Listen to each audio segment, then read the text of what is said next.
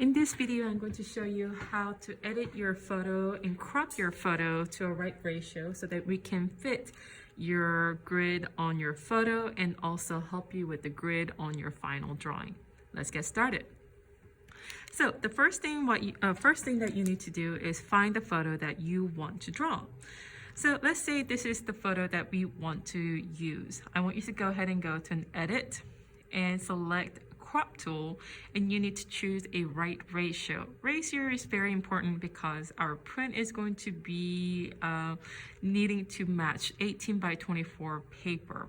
So I'm going to go to a ratio section and choose 3 by 4 because 3 goes into 18 and 4 goes into 24 very nicely. So once you select that, make sure you save that file on your photo. So I'm just going to cancel it because mine is already set to that image. And I'm going to now go to an app store and download a tracing buddy drawing grid. Tracing Buddy Drawing Grid is a very helpful app for you to use for this one. It's free, so you should be fine with it. Go ahead and download it and open. And you want to choose a photo that you want you selected earlier. So go to Camera, go to Photo Library, and you're going to choose the photo that you selected, and it should pop right up. Now, we are going to select Next. This is a very important stage, so please double check your work. If your work is vertical, like mine, you are going to choose these steps. If you're horizontal, hold it for a second, and I will explain to you what you need to do with your horizontal orientation drawing. You're going to unchoose square grid because we want the grids to be in the correct ratio as well.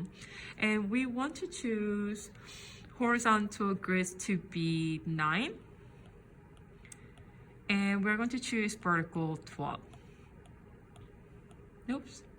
And once we have that, I want the grid ratio aspect to be set to horizontal 3, vertical 4. This is 3:4 ratio that we set our photo to earlier. And once you have that, you can choose alignment to be middle, zoom to be 100%, and we're set to go. Now, if you are doing a horizontal ratio, which means your paper is elongated this way, you're going to do the opposite number. Your vertical needs to be 12, your horizontal needs to be 9, and your ratio needs to be 4, and your vertical needs to be 3. As you can see here, this is going to fit the horizontal shape instead of vertical. Again, if you're doing horizontal, it needs to be 12, 9, 4, 3. But if you're doing vertical, it needs to be 9, 12, 3, and 4. So I'm going to go ahead and set for 4 to 12 here, and ratio to be 3, and ratio to be 4 on this one. Ratio and all this is very important, so make sure you double check your work. I'm going to go ahead and select Next. It's going to give us a grid right now. I already played with it, so I'm going to just clear my board at this time. Sorry about that.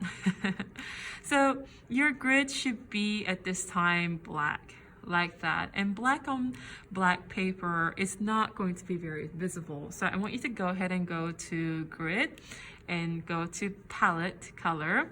And I want you to choose color that you like. For this one, let's choose magenta. I'm going to go back to Grid, and I feel like my line is a little bit too thick. So I'm going to go ahead and go to Line Weight and just reduce the size so that I can see images much better. We're also going to go back to the third one here, and we're going to put an X on each square. If you feel like the X is too extra, it's okay, you don't have to do it, but for those of you who are not very confident with the contour line, the X grid is going to help you a lot. So I'm going to go to the X here and choose the X grid, the first one, and the second option. Now, I have set my X grid to be lighter in transparency, yours should look something like this, and that's a little too confusing. It just takes away from the image underneath. So I'm going to go ahead and choose the opacity, which is this teardrop, and I'm going to bring it down all the way to about 20-30% of it. So I'm actually able to see the grid and X grid later on as well. So once I have that, and you can also change the grid colors to magenta by choosing this third one and the palette and choosing a magenta. It's really up to you. Now, there's really something really beautiful about this app. Our grids are 2 inches square, and we can actually select one square and we can see the image. You can also choose an X here, and you can choose the color to be magenta and choose the opacity to be a little bit darker on this section, and the lines to be a little bit thicker so that you can actually see the image underneath as well. So I'm just going to go back here and look at this overall, but I don't think this is necessary for us to keep this app. So what I'm going to do, I always want to have a backup as well. I'm going to go ahead and screenshot. Oops, bear with me. Okay, I'm going to do a screenshot here,